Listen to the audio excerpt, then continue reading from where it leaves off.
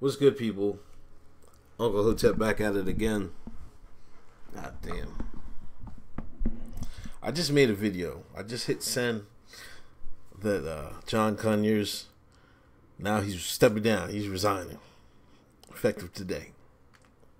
I just did a video. That made me mad. I'm like, damn, I just did a video say he was going to... He said he was going to wait till the next elections. He was just not going to run again. Now he's changed it up. I guess he fell out, you know what I mean? But the the root, you know the root. They're going to race bait no matter what the cost.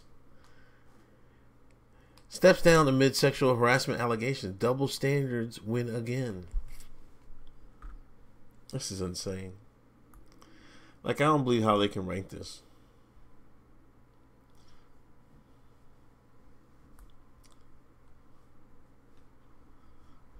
What distinguishes the Conyers situation from, say, Franken's, Al Franken, or those who dozens of other Congress members behaving badly we've heard about over the years is age, finances, and race.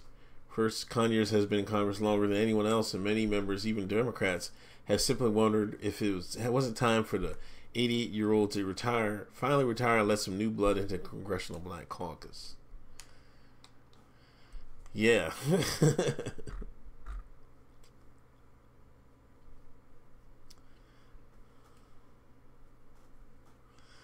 This is a train of logic that makes no sense to Lauren Victoria Burke, a White House reporter and visitor of the Crew of 42 blog.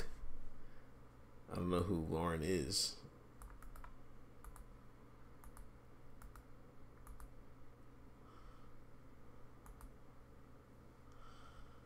This is Lauren. Hello, Lauren. Everyone thinks wheeling those old members in here in wheelchairs is cute, but not when they're black. What the hell's going on? I remember it was Strom Thurmond. No one ever said it was time for him to go, and he was a serial sexual harasser. This is a different age, Lauren.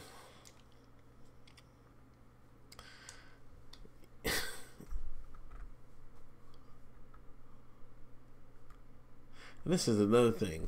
During the radio interview, because he announced it on the radio, they had to prod him. I've heard they had to elbow him like, "Hey man, you're supposed to say your resignation." He was up here rambling, think like the good old days. Congressman said he will endorse his son John Conyers III to run for a seat a mere days after Ian Conyers, his great nephew, announced that he'll run in Michigan's 13th district. A date has not yet been set. It's likely to occur sometime early next year before the 2018 congressional primaries. Is there a double standard here between how Conyers was treated by his Democratic colleagues and how Franken has been treated? Most definitely. However, there's some slight and not so slight differences between the situations. Most of Franken's accusers speak to behavior before he was in office, and none of the accusers currently work in Congress. Unlike Conyers, Franklin is in the Senate, and while Minnesota is a pretty safe Democratic seat, the party margins in the Senate make Franken more valuable to Democrats in Washington, D.C. than one seat in the House of Representatives, where the GOP margin is huge. They really try to bring out the race card in this, man.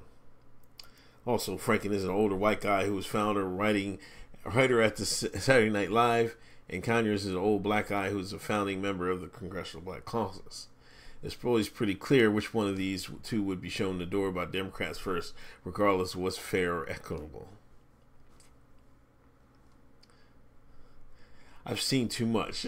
There are so many members who've done what Conyers is accused of, says Burke, discussing Conyers' amending resignation last week.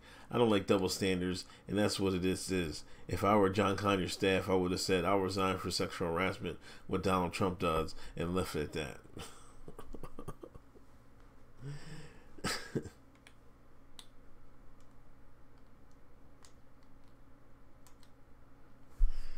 It's crazy.